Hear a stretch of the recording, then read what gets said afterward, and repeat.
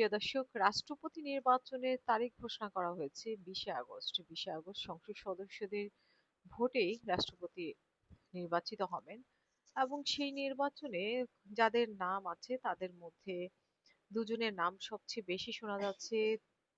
Doctor Mohammad ইউনূসের নাম বিতর্কিতভাবে আসছে যে ওনাকে প্রস্তাব করা হয়েছে, বাট উনি রাজি না এমন ভাবে এসেছে। কিন্তু আসলে ওনাকে প্রস্তাব করা হয়েছে কিনা সেটা আমরা অবশ্যই 20 তারিখে বুঝতে পারবো। এবং লন্ডন বৈঠকে অনেকেই বলেন যে এমন একটি চুক্তি ছিল যেখানে ডক্টর ইউনূসকে এই সরকারের একটি অংশ হিসেবে বিশেষ করে রাষ্ট্রপতি বানানো হবে, এমনটা বলা হয়েছে। তো আমরা আহ মানে খুব বেশি দিন নেই, এটা প্রকাশ হয়ে যাবে আসলে লন্ডন বৈঠকে এরকম কোনো শর্ত ছিল কিনা। শর্ত থাকলে অবশ্যই রাষ্ট্রপতি হিসেবে অবশ্যই আমরা ডক্টর ইউনূসকে দেখতে পাবো।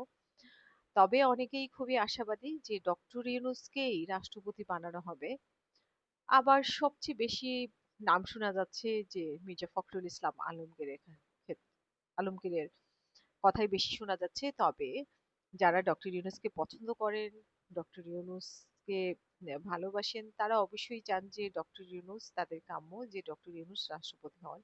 বিশেষ করে এনসিপি এবং জামাত অবশ্যই এটা আশা করে যে ডক্টর ইউনূস যদি রাষ্ট্রপতি হন তাহলে অন্তর্বর্তীকালীন সময়ে ওনারা যেই সুযোগ সুবিধাগুলো পেয়েছেন সেগুলো হয়তোবা ওনারা আবারও পাবেন। রাষ্ট্রপতি খুবই গুরুত্বপূর্ণ একটি বিষয়। এতে তো যদি সরকার ভুল করে তাহলে কিন্তু চরম মূল্য দিতে হবে সরকারকে। রাষ্ট্রপতির হাতে এমন সব ক্ষমতা, বলা হয় যে শুধু জানাজা পড়েন আর ঈদের নামাজ পড়েন, কিন্তু আসলে না। দেশের বিশেষ করে আহ শাহাবুদ্দিন চুপ্পুকে যে সরিয়ে দেওয়া হলো, উনি একটি ষড়যন্ত্র করার চেষ্টা করেছেন বা ষড়যন্ত্র করেছেন।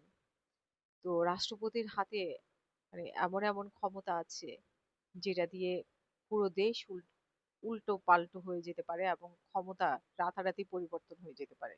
সো সেই হিসাব নিকাশ করেই বিএনপি সরকার রাষ্ট্রপতি নির্বাচন করবেন এবং এইখানে চরম বুদ্ধিমত্তার পরিচয় দিতে হবে সরকারকে।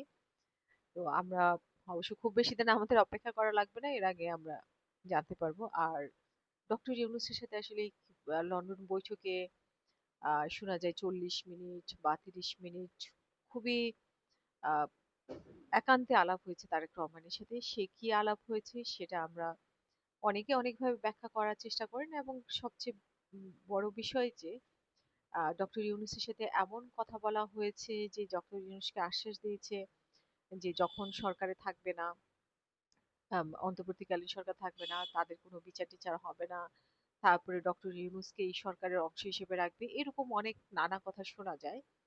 তো সেরকম বিচারের আওতায় আসলে আমরা কাউকেই দেখতে পাচ্ছি না বা কোনো তদন্তও হচ্ছে না অন্তর্বর্তীকালীন সরকারের সময়।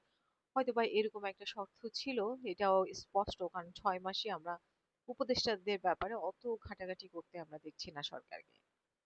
আর রাষ্ট্রপতির ব্যাপারেও আমরা খুব শীঘ্রই আমরা আসলে যেটা বুঝতে পারবো যে এরকম কোনো শর্ত হয়েছে কিনা সরকারের সাথে। সবাই ভালো থাকবেন। আপনাদের মতামত জানতে চাই, আপনাদের মতামত জানাবেন প্লিজ।